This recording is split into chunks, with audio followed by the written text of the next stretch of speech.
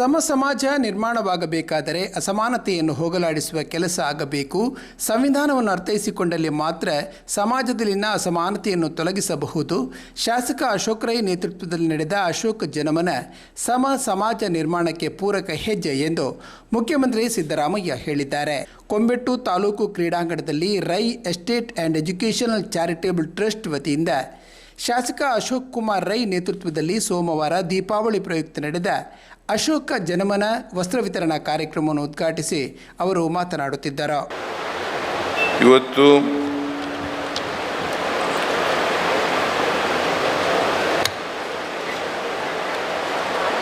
ಅಶೋಕ್ ರೈ ಅವರು Rai estates educational ಮತ್ತು charitable trust ಅದರ ವತಿಯಿಂದ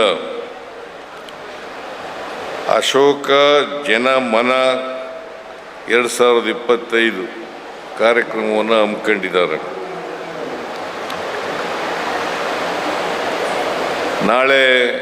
ಇವತ್ತಿನಿಂದ ದೀಪಾವಳಿ ಹಬ್ಬ. ಇವತ್ತು ನಾಳೆ ನಾಳಿದ್ದು 3 ದಿನ ದೀಪಾವಳಿ ಹಬ್ಬ. ಈ ದೀಪಾವಳಿ ಹಬ್ಬದ ಪ್ರಯುಕ್ತ ಅಶೋಕ್ ರೈ ಅವರು ಮತ್ತು ಅವರ ಕುಟುಂಬ ವರ್ಗದವರು ಸುಂದರಪ್ಪ ವಸ್ತ್ರ ವಿತರಣಾ ಸಮಾರಂಭ ಕಾರ್ಯಕ್ರಮವನ್ನು ಹಮ್ಮಿಕೊಂಡಿದ್ದಾರೆ. ಈ ಕಾರ್ಯಕ್ರಮವನ್ನು ಅತ್ಯಂತ ಸಂತೋಷದಿಂದ ಉದ್ಘಾಟನೆ ಮಾಡಿದ್ದೇನೆ ಅಂತೇಳಿ ಘೋಷಣೆಯನ್ನು ಮಾಡ್ತಾ ಇದ್ದೇನೆ.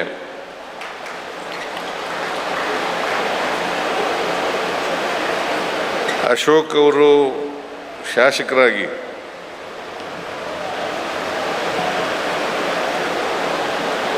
ಬಹಳ ಉತ್ತಮ ರೀತಿಯಾಗಿ ಕೆಲಸ ಮಾಡ್ತಾ ಇದ್ದಾರೆ.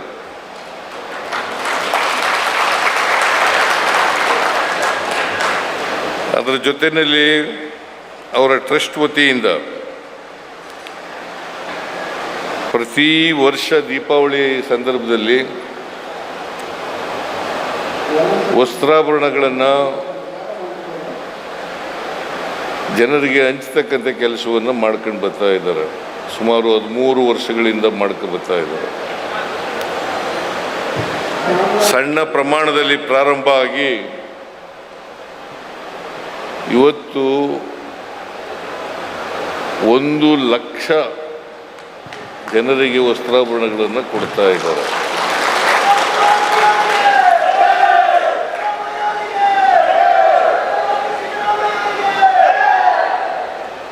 ಅವರು ಸಮಾಜದಲ್ಲಿ ಬೇರೆ ಶ್ರೀಮಂತ ವರ್ಗದ ಜನರಿಗೆ ಮಾರ್ಗದರ್ಶಿಗಳಾಗಲಿ ಅಂತೇಳಿ ಈ ಸಂದರ್ಭದಲ್ಲಿ ಅವರಿಗೆ ಅಭಿನಂದನೆಗಳನ್ನು ಹೇಳಲಿಕ್ಕೆ ಬಯಸ್ತಾ ಇದ್ದೇನೆ. ಭಾಳ ಒಳ್ಳೆಯ ಕೆಲಸ. ಮನುಷ್ಯ ತಾನು ಗಳಿಸಿದ್ದನ್ನು ಸಮಾಜದಲ್ಲಿರ್ತಕ್ಕಂಥ ನಿರ್ಗತಿಗರಿಗೆ ಸ್ವಲ್ಪ ಭಾಗವನ್ನು ಹಂಚತಕ್ಕಂಥದ್ದು ಭಾಳ ಒಳ್ಳೆಯ ಕೆಲಸ ಅಂತೇಳಿ ನಾನು ಭಾವಿಸ್ಕೊಂಡಿದ್ದೇನೆ. ನಮ್ಮ ಸಮಾಜದಲ್ಲಿ ಶ್ರೀಮಂತರು ಬಡವರಿದ್ದಾರೆ, ಮೇಲ್ಜಾತಿ ಕೆಳಜಾತಿಯವರಿದ್ದಾರೆ. ಇಂಥ ಸಮಾಜ ಇರುವಾಗ ನಾವು ಸಂವಿಧಾನದಲ್ಲಿ ಭಾಳ ಸ್ಪಷ್ಟವಾಗಿ ಹೇಳ್ಕೊಂಡಿದ್ದೀವಿ, ಸಮಾಜವನ್ನು ನಿರ್ಮಾಣ ಮಾಡ್ತೀವಿ, ಸಮಾನತೆಯ ಸಮಾಜವನ್ನು ನಿರ್ಮಾಣ ಮಾಡ್ತೀವಿ. ಸಮಾನತೆಯ ಸಮಾಜ ನಿರ್ಮಾಣ ಆಗಬೇಕಾದ್ರೆ, ಸಮಾಜ ನಿರ್ಮಾಣ ಆಗಬೇಕಾದ್ರೆ ಉಳ್ಳವರು ಇಲ್ಲದೇದವರಿಗೆ ಸಹಾಯ ಮಾಡ್ತಕ್ಕಂಥ ಕೆಲಸವನ್ನು ಮಾಡ್ಕೊಂಡು ಬರಬೇಕಾಗ್ತದೆ. ಇದನ್ನೇ ಬಸವಣ್ಣವರು ಹೇಳಿದ್ದು. ಬಸವಣ್ಣವರು ಏನಂತ ಹೇಳಿದ್ದಾರೆ ಅಂತಂದರೆ, 2 ತತ್ವಗಳನ್ನು ನಮ್ಮೆಲ್ಲರಿಗೂ ಕೂಡ ಇಡೀ ನಾಡಿನ ಜನತೆಗೆ ಹೇಳಿದ್ದಾರೆ. ಕಾಯಕ ದಾಸೋಹ. ಕಾಯಕ ದಾಸೋಹ. ಕಾಯಕ ಮಾಡುವಾಗ ಎಲ್ಲರೂ ಭಾಗವಹಿಸಬೇಕು. ಯಾರು ಕೂಡ ಕೂತ್ಕೊಂಡು ತಿನ್ನಬಾರ್ದು, ಅಥವಾ ಇನ್ನೊಬ್ಬರು ಉತ್ಪಾದನೆ ಮಾಡಿದಂಥದ್ರಲ್ಲಿ ನಾವು ಅದನ್ನು ಅನುಭವಿಸಬಾರದು. ನಾವು ಉತ್ಪಾದನೆ ಮಾಡಬೇಕು.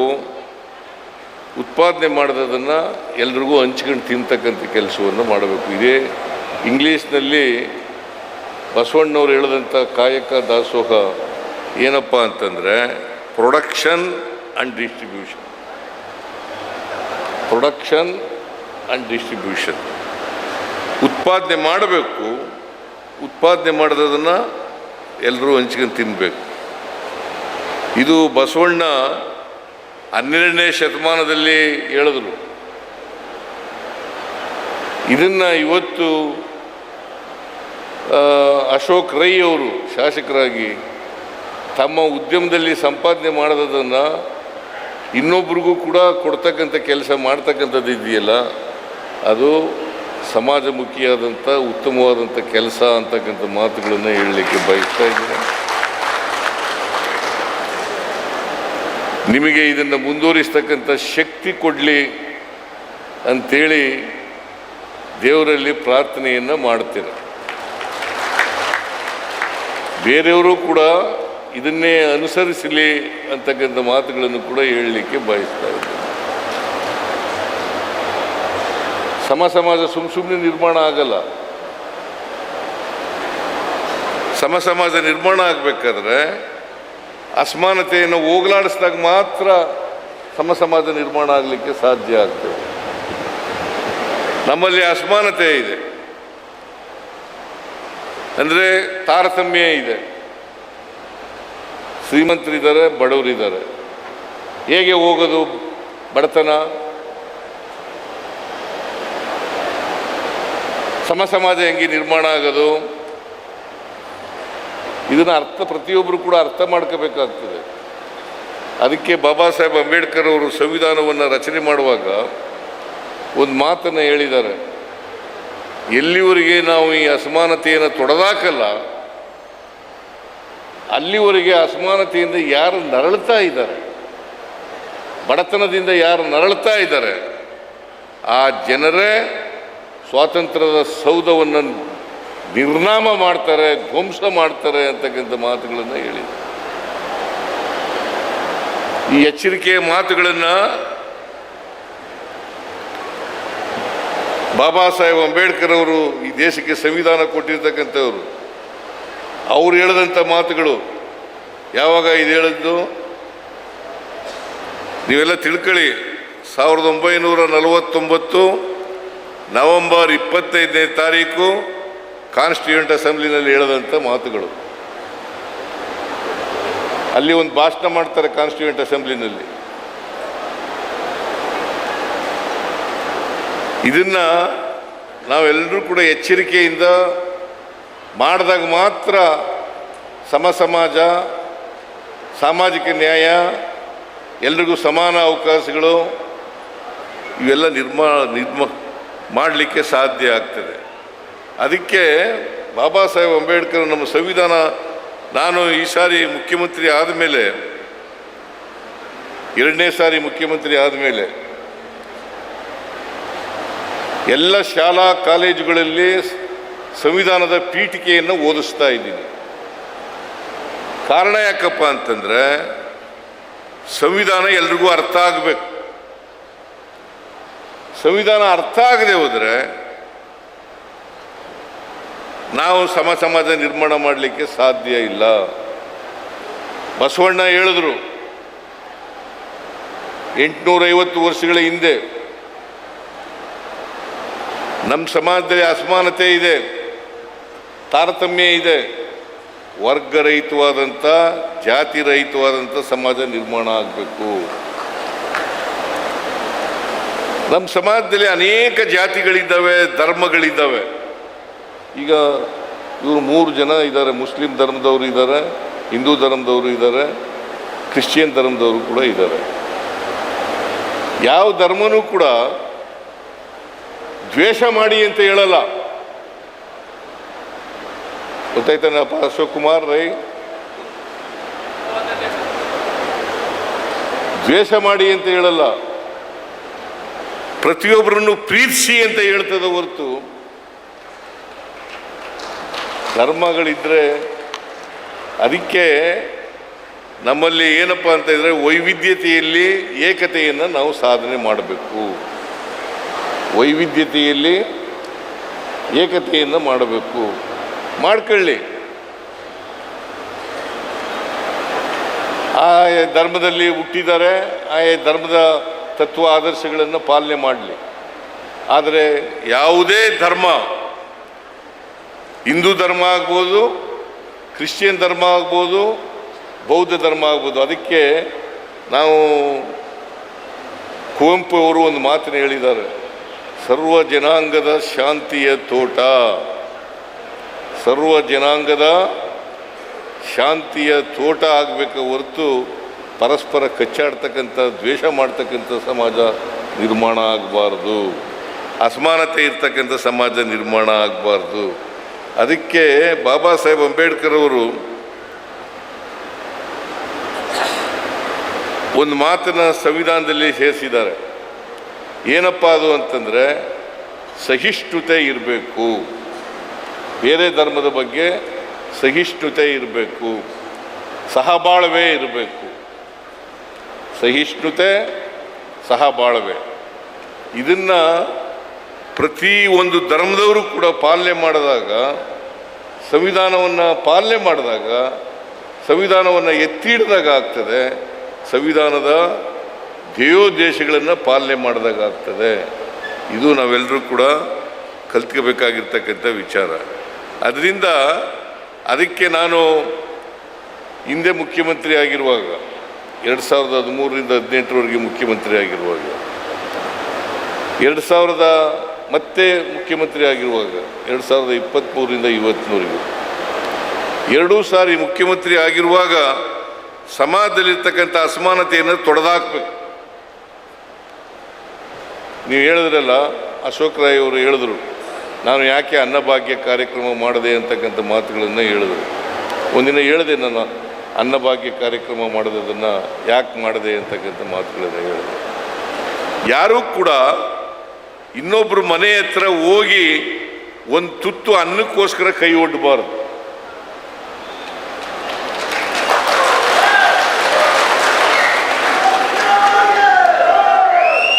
ಪ್ರತಿಯೊಬ್ಬರು ಕೂಡ ಅನ್ನ ತಿನ್ನಬೇಕು. ಕರ್ನಾಟಕ ಹಸಿವು ಮುಕ್ತ ರಾಜ್ಯ ಆಗಬೇಕು. ಪ್ರತಿಯೊಬ್ಬರಿಗೂ ಕೂಡ 2 ಹೊತ್ತು ಊಟ ಸಿಕ್ಕಲೇಬೇಕು ಅಂಥೇಳಿ ಅನ್ನಭಾಗ್ಯ ಕಾರ್ಯಕ್ರಮವನ್ನು ಆಗ ಗುಂಡೂರಾಯರು, ದಿನೇಶ್ ಗುಂಡೂರಾವ್ ಅವರು ಹಣಕಾಸು ಆಮೇಲೆ ಆಹಾರ ಸಚಿವರಾಗಿದ್ದರು. ನಾನು ಮುಖ್ಯಮಂತ್ರಿ ಆದಂಥ 2013ರಲ್ಲಿ ಮುಖ್ಯಮಂತ್ರಿ ಆದಾಗ ಮೊದಲು ₹1 ಕೊಡೋಕ್ಕೆ ಶುರು ಮಾಡಿದೆ. ಆಮೇಲೆ 5 kg ಪುಕ್ಕಟೆ ಕೊಟ್ಟೆ. ಈ ಸಾರಿ ಮುಖ್ಯಮಂತ್ರಿ ಆದಮೇಲೆ 5 kg ಜೊತೆಗೆ ಇನ್ನೂ 5 kg ಕೊಡೋಕ್ಕೆ ಪ್ರಾರಂಭ ಮಾಡಿದೆ. ಯಾಕಂತಂದರೆ ಯಾರೂ ಹಸಿದು ಮಲಗಬಾರ್ದು, ಯಾರೂ ಹಸಿದು ಮಲಗಬಾರ್ದು. ಎಲ್ಲರೂ ಹೊಟ್ಟೆ ತುಂಬ ಊಟ ಮಾಡಲೇಬೇಕು. ಯಾಕೆಂದರೆ ನಮಗೆ ಅನ್ನದ ಮಹತ್ವ ಗೊತ್ತಿದೆ. ನಾವೆಲ್ಲ ಹುಡುಗರಾಗಿದ್ದಾಗ ನಮ್ಮ ಊರಿನಲ್ಲಿ ನೀರಾವರಿ ಜಮೀನಿಲ್ಲ. ನಿಮ್ಮಲ್ಲಿ ನೀರಾವರಿ ಜಮೀನು ಇರಬೇಕು, ಭತ್ತ ಬೆಳಿತೀರಿ ನೀವು. ಎಲ್ಲರೂ ಭತ್ತ ಬೆಳೆಯಲ್ಲ, ನೀವೆಲ್ಲ ಬುದ್ಧಿವಂತರು. ದಕ್ಷಿಣ ಕನ್ನಡ ಜಿಲ್ಲೆ ಜನ ಅಡಿಕೆ, ತೆಂಗು, ಭತ್ತ ಇವೆಲ್ಲ ಬೆಳಿತೀರಿ. ಭಾಳ ಸಂತೋಷ. ಓಕೆ ಮಾಡಿ, ಬೇಡ ಅಂತ ಹೇಳೋದಿಲ್ಲ. ಒಂದೊಂದು ಜಿಲ್ಲೆಗಳಲ್ಲಿ ಒಂದೊಂದು ಮಾಡಪ್ಪ, ಬೇಡ ಅಂತ ಹೇಳಿದವ್ರು ಯಾರು? ಆದರೆ ನಾವು ಏನೇ ಬೆಳೆದರೂ ಕೂಡ, ಈಗ ನಮ್ಮನೇಲಿ ನೀರಾವರಿ ಪ್ರದೇಶಕ್ಕೆ ಭಾಳ ಕಡಿಮೆ ಇತ್ತು.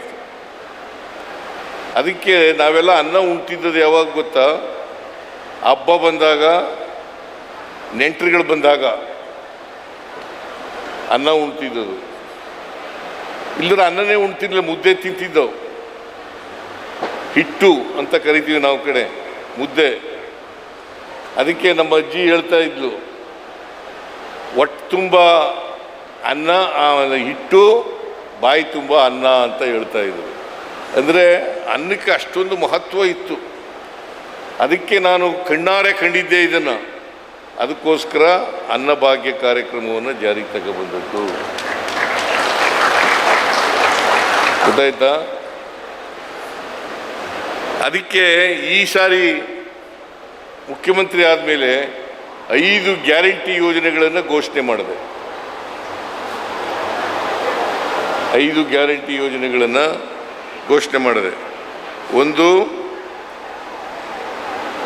ಶಕ್ತಿ ಯೋಜನೆ, ಎಲ್ಲ ಹೆಣ್ಮಕ್ಳು ಕೂಡ ಫ್ರೀಯಾಗಿ ಬಸ್ನಲ್ಲಿ ತಿರುಗಾಡಬಹುದು. ಯಾರಾದ್ರು ದುಡ್ಡು ಕೊಡ್ತೀರಾ? ಈಗ ಇಲ್ಲಿ ಬಂದಿದ್ದೀರಲ್ಲ ಹೆಣ್ಮಕ್ಳು, ಯಾರಾದ್ರು ದುಡ್ಡು ಕೊಟ್ಬಿಟ್ಟು ಬಂದಿದ್ದೀರಾ ಬಸ್ನಲ್ಲಿ? ಇಲ್ಲ. ಶ್ರೀಮಂತರ ಮಕ್ಕಳು ಕೂಡ ಕಾರ್ ಇಟ್ಕೊಂಡಿದ್ರೆ ತಿರುಗಾಡಿ, ಬೇಡ ಅಂತ ಹೇಳಲ್ಲ ನಾನು. ಸ್ಕೂಟ್ರ್ ಇಟ್ಕೊಂಡಿದ್ರೆ ತಿರುಗಾಡಿ. ಯಾರಿಗೆ ಕಾರ್ ಇಲ್ಲ, ಯಾರಿಗೆ ಸ್ಕೂಟ್ರ್ ಇಲ್ಲ, ಅವರೆಲ್ಲರೂ ಕೂಡ ಫ್ರೀಯಾಗಿ, ಏನಮ್ಮ ಶಕುಂತಲಾ ಶೆಟ್ಟಿ,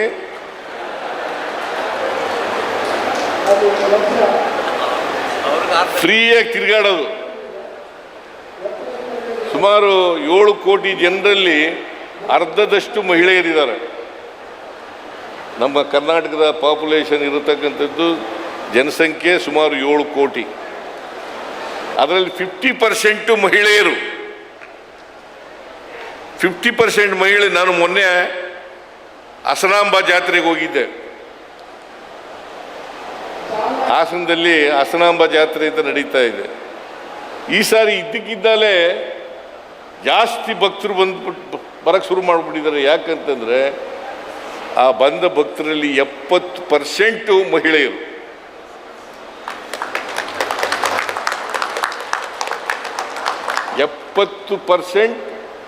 ಮಹಿಳೆಯರು. ಅಂದರೆ ಫ್ರೀ ಬಸ್ ಇರೋದ್ರಿಂದ ಅವರು ಬರಲಿಕ್ಕೆ ಸಾಧ್ಯ ಆಗ್ತದೆ. ಅದಕ್ಕೆ ಈ ಶಕ್ತಿ ಯೋಜನೆ ಕಾರ್ಯಕ್ರಮ ನಾವು ಮಾಡಿದ ಮೇಲೆ ತಲಾ ಆದಾಯ ಇಡೀ ದೇಶದಲ್ಲಿ ಕರ್ನಾಟಕ ನಂಬರ್ 1.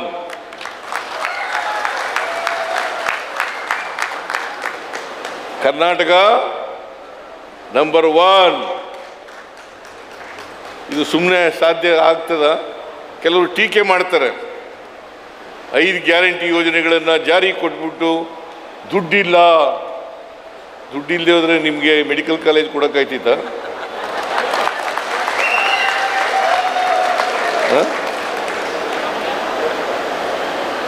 ಈಗ ಅಶೋಕ್ ರೈ MLA ಆದಮೇಲೆ 2.5 ವರ್ಷದಲ್ಲಿ 2,000 ಕೋಟಿಗೂ ಹೆಚ್ಚು ರೂಪಾಯಿಗಳ ಅನುದಾನ ತಗೊಬಂದಿದ್ದಾರೆ.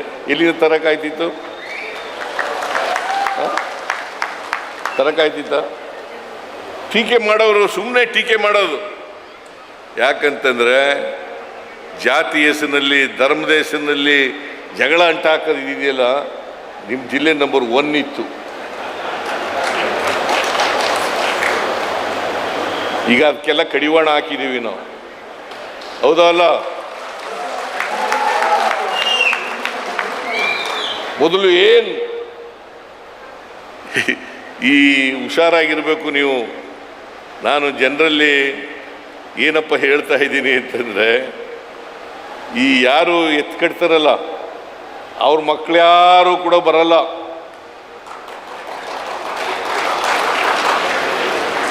ಬೇರೆಯವರು ಹೊಡೆದಾಟ ಮಾಡೋರು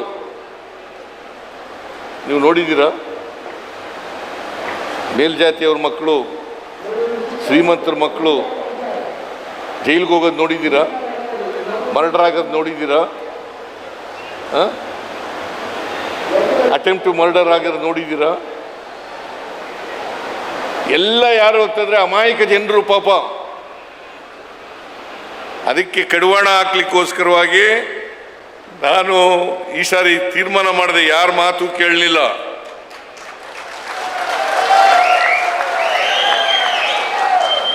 ಅಧಿಕಾರಿಗಳನ್ನು ಚೇಂಜ್ ಮಾಡಿ ದಕ್ಷವಾಗಿರ್ತಕ್ಕಂಥ ಅಧಿಕಾರಿಗಳನ್ನು ನೇಮಕ ಮಾಡಿದೆ. Police commissioner, SP Dakshina Kannada ಜಿಲ್ಲೆಯಲ್ಲಿ ಈಗ ಸುಧಾರಣೆ ಆಗಿದೆಯಾ ಇಲ್ಲ? ಸುಧಾರಣೆ ಆಗಿದೆಯಾ ಇಲ್ಲ? ನೋಡಿ,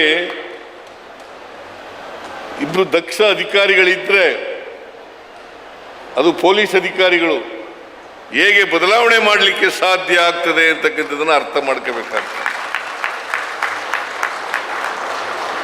ಅದಕ್ಕೆ ಅಧಿಕಾರಿಗಳು ಮತ್ತು ಜನಪ್ರತಿನಿಧಿಗಳು ಪರಸ್ಪರ ಅನ್ಯೋನ್ಯವಾಗಿ ಕೆಲಸ ಮಾಡಬೇಕು, ಕೋಆರ್ಡಿನೇಷನ್ ಇರಬೇಕು. ನಾವು ಅಮಾಯಕ ಮಕ್ಕಳನ್ನು ಸಾಯಿಸ್ತಕ್ಕಂಥ ಕೆಲಸ ಮಾಡೋಕ್ಕೆ ಹೋಗಬಾರ್ದು, ಬಡವ್ರ ಮಕ್ಕಳನ್ನು ಸಾಯಿಸ್ತಕ್ಕಂಥ ಕೆಲಸ ಮಾಡೋಕ್ಕೆ ಹೋಗಬಾರ್ದು, ಬೇರೆ ಧರ್ಮದವರನ್ನು ದ್ವೇಷಿಸ್ತಕ್ಕಂಥ ಕೆಲಸ ಮಾಡಬಾರ್ದು. ಎಲ್ಲರೂ ಮನುಷ್ಯರಲ್ವಾ? ಈಗ ನೋಡಿ, ನಿಮಗೊಂದು ಮಾತು ಹೇಳ್ತೀನಿ. ನಾನು ಕಾಯಿಲೆ ಬರ್ತದೆ, ನನಗೆ ಆಪರೇಷನ್ ಮಾಡಿಸ್ಕೋಬೇಕು. ಆಪರೇಷನ್ ಮಾಡಿಸ್ಕೋಬೇಕಾದ್ರೆ ಬ್ಲಡ್ ಬೇಕು. ನಮ್ಮ ಜಾತಿ ಬ್ಲಡ್ಡೇ ಬೇಕು ಅಂತ ಕೇಳ್ತೀನ? ಅದು ಕ್ರಿಶ್ಚಿಯನ್ರ ಬ್ಲಡ್ ಆರ ಹೋಗ್ಬೋದು, ಹಿಂದೂಗಳ ಬ್ಲಡ್ ಆರ ಹೋಗ್ಬೋದು, ಮುಸಲ್ಮಾನರ ಬ್ಲಡ್ ಆರ ಹೋಗ್ಬೋದು, ಯಾರ ಬ್ಲಡ್ ಆರ ಹೋಗ್ಬೋದು ಅಲ್ಲ? ಯಾಕಂತಂದರೆ ಬದುಕಕ್ಕೋಸ್ಕರ ಸ್ವಾರ್ಥ ಹೆಂಗಿದೆ ನಮ್ಮಲ್ಲಿ ಅಂತಂದರೆ, ಬದುಕಕ್ಕೋಸ್ಕರ ಯಾರ ಬ್ಲಡ್ನಾರು ಕೊಡಪ್ಪ, ನನ್ನ ಜೀವ ಉಳಿಸು ಸಾಕು ಡಾಕ್ಟ್ರೇ ಅಂತ ಹೇಳ್ತೀವಿ ನಾವು, ಅಲ್ವಾ? ಹೌದಾ ಅಲ್ಲ? ಹಾಂ, ಹೇಳಿ ಸ್ವಾಮೀಜಿ ಇದನ್ನೆಲ್ಲ.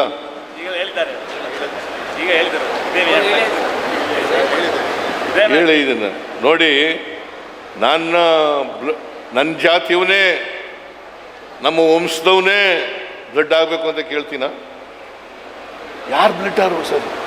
ಪ್ರಾಣ ಉಳ್ಕೊಂಡ ಮೇಲೆ ಆಮೇಲೆ ನೀನು ಕ್ರಿಶ್ಚಿಯನ್ನು, ನೀನು ಹಿಂದೂ, ನೀನು ಮುಸಲ್ಮಾನ್ ಅಂತ ಹೇಳೋದಿದೆಯಲ್ಲ, ಇದು ಅಮಾನವೀಯವಾದಂಥ ಕೆಲಸ ಅಲ್ವಾ? ಅಮಾನವೀಯವಾದಂಥ. ಅದಕ್ಕೆ ಪ್ರತಿಯೊಬ್ಬ ವ್ಯಕ್ತಿನೂ ಕೂಡ ಮನುಷ್ಯರಾಗಲಿಕ್ಕೆ ಪ್ರಯತ್ನ ಮಾಡಬೇಕು. ಭಾಳ ಜನ ಅನುಮಾನ ಇದೆ. ಮೆಡಿಕಲ್ ಕಾಲೇಜು ಈಗ ಅಶೋಕ್ ರೈ ಇದನ್ನೆಲ್ಲ ಕಳೆದ ವರ್ಷನೇ ಹಿಡಿದು ಬಿಟ್ಟಿದ್ದ ನನಗೆ ಇದೊಂದೇ ನಾನು ಮೆಡಿಕಲ್ ಕಾಲೇಜ್ ಕೊಡ್ತೀನಿ ಅಂತ ಹೇಳ್ಬಿಟ್ಟಿದ್ದೀನಿ. ಮೆಡಿಕಲ್ ಕಾಲೇಜನ್ನು ಪ್ರಾರಂಭ ಮಾಡ್ತೀನಿ ಅಂತ ಹೇಳಿ. ಆಮೇಲೆ ನಾನು ಹೇಳಿದೆ, ಮುಂದಿನ ವರ್ಷ ಬಜೆಟ್ನಲ್ಲಿ ಘೋಷಣೆ ಮಾಡೋಣಪ್ಪ, ಈ ವರ್ಷ ಬೇಡ ಅಂತ ಹೇಳಿದೆ. ಆಮೇಲೆ ಈ ವರ್ಷ ಮತ್ತೆ ಬಜೆಟ್ಗಿಂತ ಮುಂಚಿತವಾಗಿ ಬಂದ. ನಾನು ಹೇಳಿದೆ, ಈ ಸಾರಿ ಮಾಡೇ ಮಾಡ್ತೀನಪ್ಪ ಅಂತ ಹೇಳಿದೆ.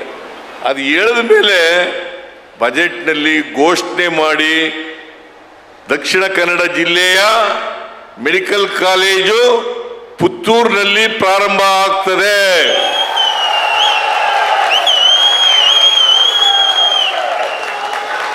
ಅದಕ್ಕೆ ಬೇಕಾದಂಥ ಆಸ್ಪತ್ರೆನೂ ಕೂಡ ಮಾಡ್ತೀನಿ. ಯಾರಿಗೂ ಅನುಮಾನ ಬೇಡ.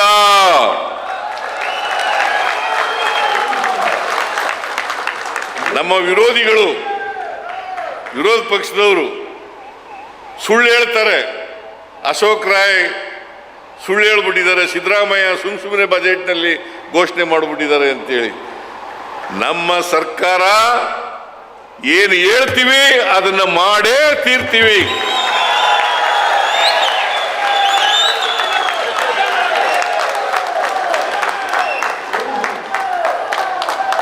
ಏನು ಹೇಳ್ತೀವಿ ಅದನ್ನು ಮಾಡೇ ತೀರ್ತೀವಿ.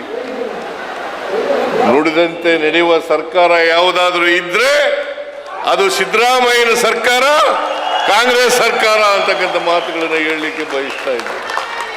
ನುಡಿದಂತೆ ನಡೆದಿದ್ವಿ. ಈಗ 5 ಗ್ಯಾರಂಟಿ ಯೋಜನೆಗಳನ್ನು ಮಾಡೋಕ್ಕಾಗೋದೇ ಇಲ್ಲ ಅಂತ ನರೇಂದ್ರ ಮೋದಿಯವರೇ ಹೇಳಿದ್ರು. ಅಶೋಕ್ ರಾಯ್ ರಾಜಸ್ಥಾನದಲ್ಲಿ ಅಶೋಕ್ ರಾಯ್ ಭಾಷಣ ಮಾಡ್ತಾ ಹೇಳಿದ್ರು, ಈ 5 ಗ್ಯಾರಂಟಿ ಯೋಜನೆಗಳನ್ನು ಮಾಡಲಿಕ್ಕಾಗಲ್ಲ, ಒಂದು ವೇಳೆ ಜಾರಿ ಮಾಡಿದ್ರೆ ರಾಜ್ಯ ಆರ್ಥಿಕವಾಗಿ ದಿವಾಳಿಯಾಗ್ಬಿಡ್ತದೆ. ಈಗ ನಾವು 1 ಲಕ್ಷ ಕೋಟಿ ರೂಪಾಯಿಗಳನ್ನು ಖರ್ಚು ಮಾಡಿದ್ದೀವಿ ಗ್ಯಾರಂಟಿ ಯೋಜನೆಗಳಿಗೆ. ಎಷ್ಟು? 1 ಲಕ್ಷ ಕೋಟಿ ರೂಪಾಯಿಗಳನ್ನು ಖರ್ಚು ಮಾಡಿದ್ದೀವಿ. ದಿವಾಳಿ ಆಗಿದೆಯಾ? ದಿವಾಳಿ ಆಗಿದೆಯೇನ್ರಿ? ಹೇಳಬೇಕು ನೀವೆಲ್ಲ.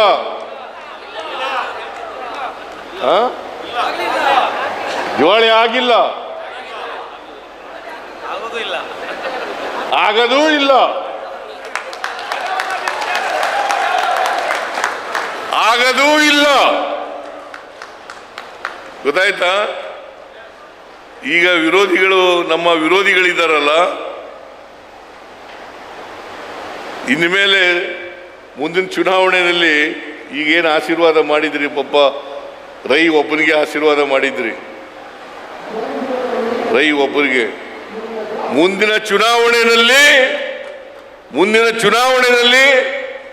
8 ಕ್ಷೇತ್ರಗಳಿಗೆ ಆಶೀರ್ವಾದವನ್ನು ಮಾಡಬೇಕು. ನಮಗೆ ಕೇಳ ಹಕ್ಕಿದೆ, ಯಾಕಂದ್ರೆ ನುಡಿದಂತೆ ನಡೆದಿದ್ದೀವಿ, ಕೊಟ್ಟ ಮಾತಿನಂತೆ ನಡ್ಕೊಂಡಿದ್ದೀವಿ, ಜಾರಿ ಮಾಡಿದ್ದೀವಿ. ಈಗ ಅಶೋಕ್ ರಾಯ್ ಮೆಡಿಕಲ್ ಕಾಲೇಜ್ ಬೇಕು ಅಂತ ಕೇಳಿದ್ರು, ಅದಕ್ಕೆ ಎಷ್ಟೇ ಖರ್ಚಾಗಲಿ ಮಾಡೇ ತೀರ್ತೀನಿ.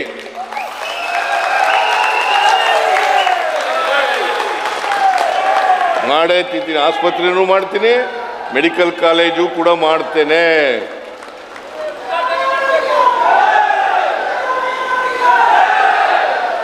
ನಮ್ಮ ಬದ್ಧತೆ, ನಾವು ಕೊಟ್ಟಿರ್ತಕ್ಕಂಥ ಮಾತು, ಎಲ್ಲ ಜಿಲ್ಲೆಗಳಲ್ಲಿ ಒಂದು ಮೆಡಿಕಲ್ ಕಾಲೇಜ್ ಇರಬೇಕು, ಒಂದು ಸೂಪರ್ ಸ್ಪೆಷಾಲಿಟಿ ಆಸ್ಪತ್ರೆ ಇರಲೇಬೇಕು ಅಂತಕ್ಕಂಥದ್ದನ್ನು ಮಾಡಿದ್ದೇನೆ.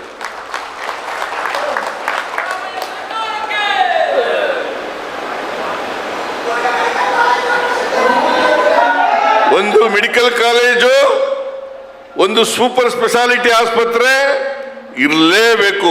ಇಲ್ಲಿವರೆಗೆ 22 ಜಿಲ್ಲೆಗಳಲ್ಲಿ ಮೆಡಿಕಲ್ ಕಾಲೇಜುಗಳು, ಆಸ್ಪತ್ರೆಗಳನ್ನು ಮಾಡಿದ್ದೇವೆ. ಇಲ್ಲಿವರೆಗೆ ನಾನು ಮುಖ್ಯಮಂತ್ರಿ ಆಗಿರುವಾಗ ಯಾವುದೇ ಕಾರಣಕ್ಕೆ ಬಡವರ ಕೆಲಸ ನಿಲ್ಲಿಸಲ್ಲ. ಪುತ್ತೂರಿಗೆ ಮೆಡಿಕಲ್ ಕಾಲೇಜು ಮಂಜೂರಾತಿ ವಿಚಾರದಲ್ಲಿ ವಿರೋಧ ಪಕ್ಷದವರು ಟೀಕೆ ಟಿಪ್ಪಣಿ ಮಾಡುತ್ತಾರೆ.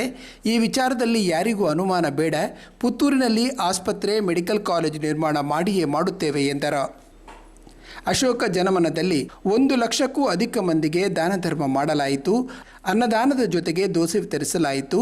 ಸರಿಸುಮಾರು 1.25 ಲಕ್ಷಕ್ಕೂ ಅಧಿಕ ಮಂದಿ ಕಾರ್ಯಕ್ರಮದಲ್ಲಿ ಭಾಗವಹಿಸಿದ್ದಾರೆ ಎಂದು ಸಂಘಟಕರು ಮಾಹಿತಿ ನೀಡಿದರು. ಈ ವೇಳೆ ನಿರೀಕ್ಷೆಗೂ ಮೀರಿದ ಜನಸಂಖ್ಯೆಯಲ್ಲಿ ಜನರು ಆಗಮಿಸಿದ ಹಿನ್ನೆಲೆಯಲ್ಲಿ ಅಶೋಕ ಜನಮನದ ಆಹಾರ ವಿತರಣೆ ಗಿಫ್ಟ್ ಕೌಂಟರ್ನಲ್ಲಿ ಸ್ವಲ್ಪ ಕಾಲ ನೂಕುನುಗ್ಗಲು ಉಂಟಾಯಿತು. ಕೆಲವರು ನಿರ್ಜಲೀಕರಣ ಸಮಸ್ಯೆ ಎದುರಿಸಿದರು. ಕೆಲವರಿಗೆ ಅಲ್ಲಿಯೇ ಚಿಕಿತ್ಸೆ ನೀಡಲಾಯಿತು. 13 ಮಂದಿಯನ್ನು ಆಸ್ಪತ್ರೆಗೆ ಕರೆದೊಯ್ದು ಚಿಕಿತ್ಸೆ ನೀಡಲಾಗಿದೆ. ನಿರೀಕ್ಷೆಗೆ ಮೀರಿ ಜನ ಸೇರಿದ್ದು ಗಾಳಿ ಮಳೆಯ ಕಾರಣ ಜನಸ್ತೋಮದ ನಡುವೆ ಸಿಲುಕಿ 7-8 ಮಂದಿ ಅಸ್ವಸ್ಥರಾದರು. ಈ ಘಟನೆಗೆ ನಾನು ಸಾರ್ವಜನಿಕರಲ್ಲಿ ಕ್ಷಮೆ ಯಾಚಿಸುತ್ತೇನೆ ಎಂದು ಶಾಸಕ ಅಶೋಕ್ ರೈ ಹೇಳಿದರು.